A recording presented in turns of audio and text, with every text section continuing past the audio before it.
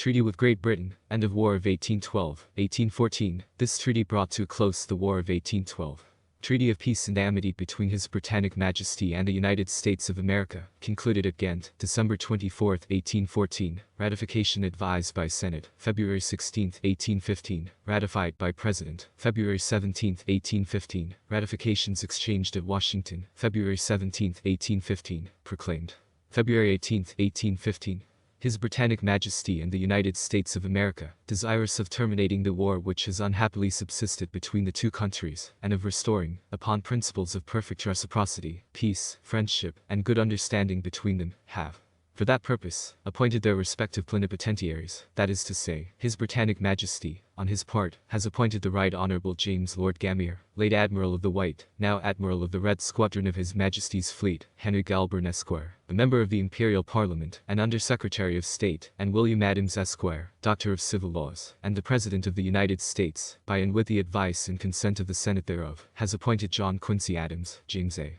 Bayard, Henry Clay, Jonathan Russell, and Albert Gallatin, citizens of the United States, who, after a reciprocal communication of their respective full powers, have agreed upon the following articles. Article 1. There shall be a firm and universal peace between His Britannic Majesty and the United States, and between their respective countries, territories, cities, towns, and people, of every degree, without exception of places or persons. All hostilities, both by sea and land, shall cease as soon as this treaty shall have been ratified by both parties, as hereinafter mentioned. All territory, places, and possessions whatsoever, taken by either party from the other during the war, or which may be taken after the signing of this treaty, excepting only the islands hereinafter mentioned, shall be restored without delay, and without causing any destruction or carrying away any of the artillery, or other public property originally captured in the said forts or places, and which shall remain therein upon the exchange of the ratifications of this treaty, or any slaves or other private property. And all archives, records, deeds, and papers, either of a public nature or belonging to private persons, which, in the course of the war, may have fallen into the hands of the officers of either party, shall be, as far as may be practicable,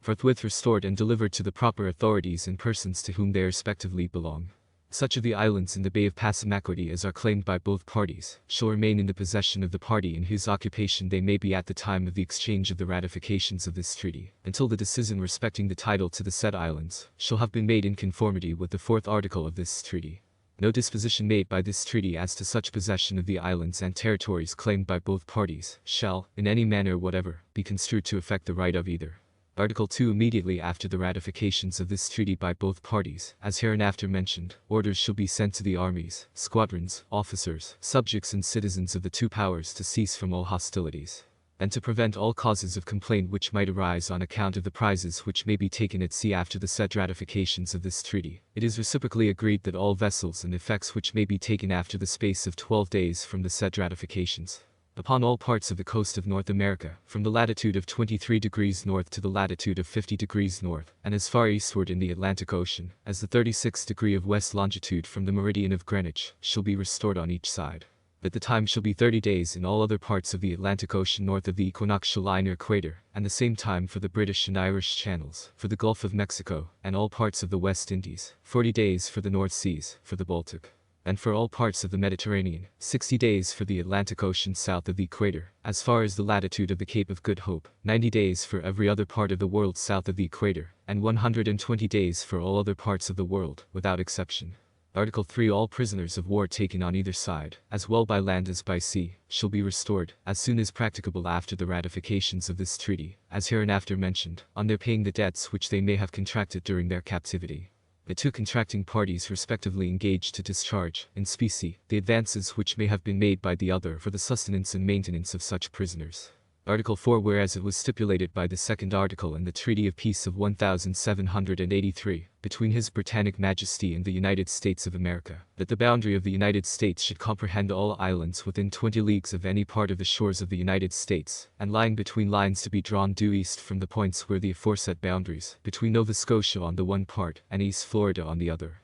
shall respectively touch the Bay of Fundy and the Atlantic Ocean, excepting such islands as now are, or heretofore have been, within the limits of Nova Scotia, and whereas the several islands in the Bay of Passamaquoddy, which is part of the Bay of Fundy, and the island of Grand Meaning, or the said Bay of Fundy, are claimed by the United States as being comprehended within their aforesaid boundaries, which said islands are claimed as belonging to His Britannic Majesty, as having been, at the time of and previous to the aforesaid Treaty of 1783, within the limits of the province of Nova Scotia. In order, therefore, finally to decide upon these claims, it is agreed that they shall be referred to 2 commissioners to be appointed in the following manner, viz. 1 commissioner shall be appointed by His Britannic Majesty, and 1 by the President of the United States. By and with the advice and consent of the Senate thereof, and the said 2 commissioners so appointed, shall be sworn impartially to examine and decide upon the said claims, according to such evidence, as shall be laid before them on the part of His Britannic Majesty, and of the United States, respectively. The said commissioners shall meet at St. Andrews, in the province of New Brunswick, and shall have power to adjourn to such other place or places as they shall think fit. The said commissioners shall, by a declaration or report under their hands and seals, decide to which of the 2 contracting parties the several islands aforesaid do respectively belong, in conformity with the true intent of the said Treaty of Peace of 1783. And if the said commissioners shall agree in their decision, both parties shall consider such decision as final and conclusive. It is further agreed that, in the event of the 2 commissioners differing upon all or any of the matters so referred to them, or in the event of both, or either of the said commissioners refusing, or declining or willfully omitting to act as such, they shall make, jointly or separately, a report or reports, as well to the government of His Britannic Majesty as to that of the United States, stating in detail the points on which they differ, and the grounds upon which their respective opinions have been formed, or the grounds upon which they, or either of them, have so refused, declined, or omitted to act. And His Britannic Majesty and the Government of the United States hereby agree to refer the report or reports of the said commissioners to some friendly sovereign or state, to be then named for that purpose, and who shall be requested to decide on the differences which may be stated in the said report or reports, or upon the report of 1 commissioner, together with the grounds upon which the other commissioner shall have refused, declined, or omitted to act, as the case may be. And if the commissioner so refusing, declining, or omitting to act, shall also willfully omit to state the grounds upon which he has so done, in such manner that the said statement may be referred to such friendly sovereign or state, together with the report of such other commissioner, then such sovereign or state shall decide ex parte upon the said report alone. And His Britannic Majesty and the Government of the United States engage to consider the decision of such friendly sovereign or state to be final and conclusive on all the matters so referred. Article 5. Whereas neither the point of the highlands lying due north from the source of the river Street, Croix, and designated in the former Treaty of Peace between the 2 powers, as the northwest angle of Nova Scotia, nor the northwesternmost head of Connecticut River, has yet been ascertained. And whereas that part of the boundary line between the dominions of the 2 powers, which extends from the source of the river Street, Croix directly north to the above-mentioned northwest angle of Nova Scotia, thence along the said highlands which divide those rivers that empty themselves into the river Street, Lawrence from those which fall into the Atlantic Ocean to the northwesternmost head of Connecticut River, thence down along the middle of that river to the 45th degree of north latitude, thence by a line due west on said latitude, until it strikes the river Iroquois or Cataraqui,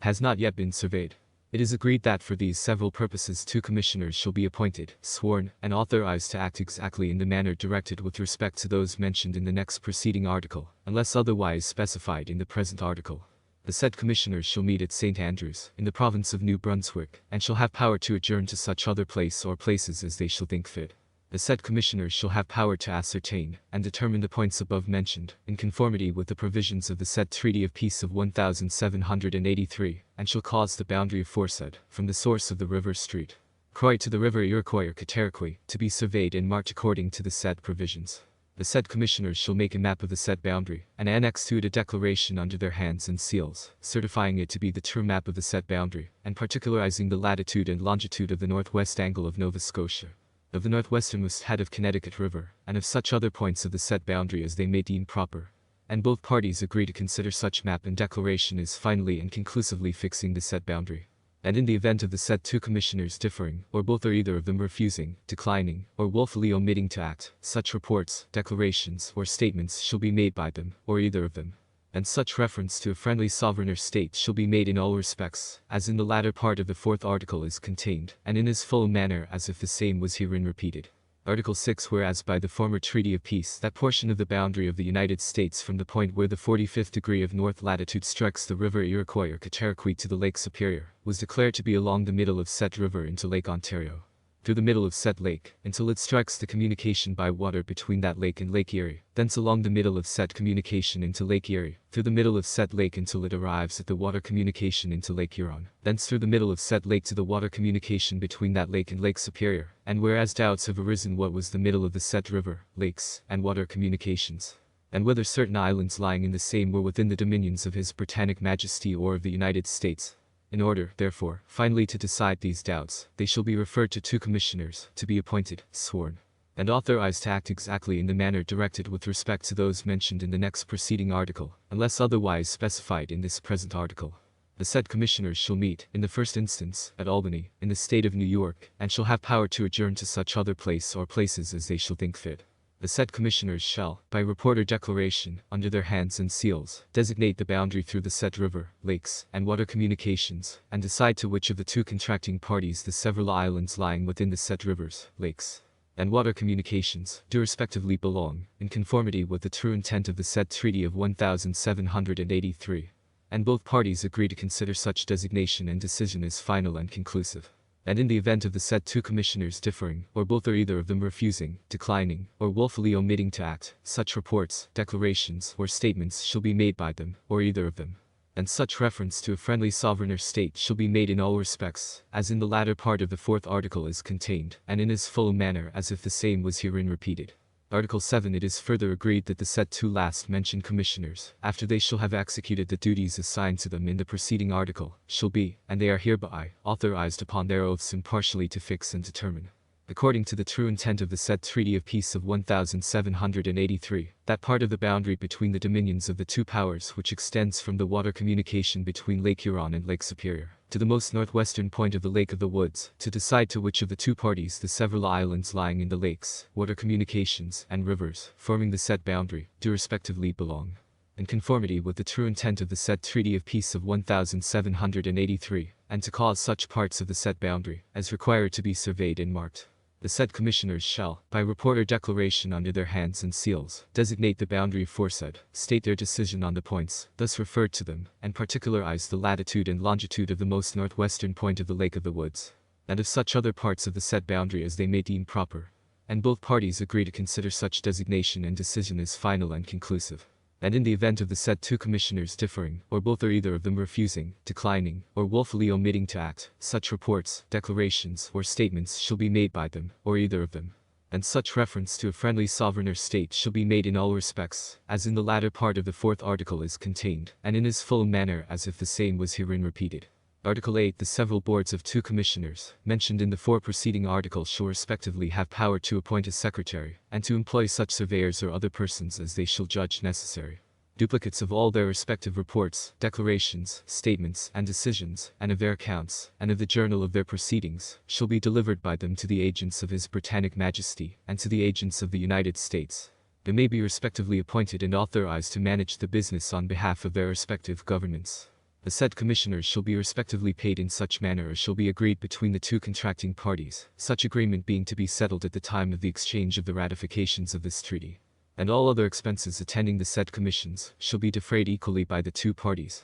And in the case of death, sickness, resignation, or necessary absence, the place of every such commissioner, respectively, shall be supplied in the same manner as such commissioner was first appointed, and the new commissioner shall take the same oath or affirmation, and do the same duties. It is further agreed between the 2 contracting parties, that in case any of the islands mentioned in any of the preceding articles, which were in the possession of one of the parties prior to the commencement of the present war between the 2 countries, should, by the decision of any of the boards of commissioners aforesaid, or of the sovereign or state so referred to, as in the 4 next preceding articles contained, fall within the dominions of the other party, all grants of land made previous to the commencement of the war, by the party having had such possession, shall be as valid as if such island or islands had, by such decision or decisions, been adjudged to be within the dominions of the party having had such possession. Article 9. The United States of America engaged to put an end, immediately after the ratification of the present treaty, to hostilities with all the tribes or nations of Indians, with whom they may be at war at the time of such ratification, and forthwith to restore to such tribes or nations,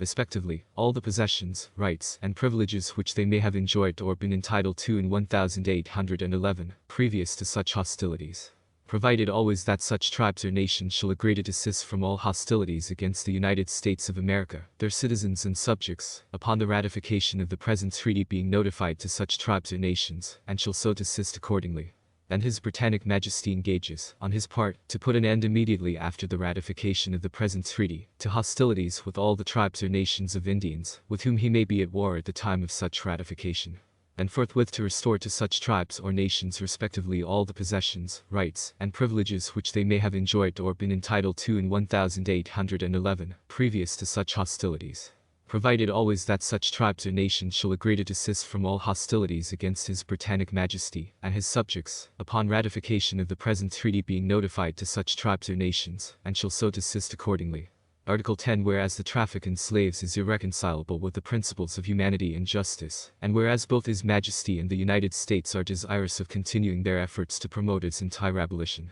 it is hereby agreed that both the contracting parties shall use their best endeavors to accomplish so desirable an object. Article 11. This treaty, when the same shall have been ratified on both sides, without alteration by either of the contracting parties, and the ratifications mutually exchanged, shall be binding on both parties, and the ratifications shall be exchanged at Washington, in the space of 4 months from this day, or sooner if practicable. In faith whereof we, the respective plenipotentiaries, have signed this treaty, and have thereunto affixed our seals. Done, in triplicate, at Ghent, the 24th day of December, 1814. Emir L.S. Henry Galburn L.S. William Adams L.S. John Quincy Adams L.S. J. Bayard L.S. H. Clay L.S. Jonah Russell L.S. Albert Gallatin L.S.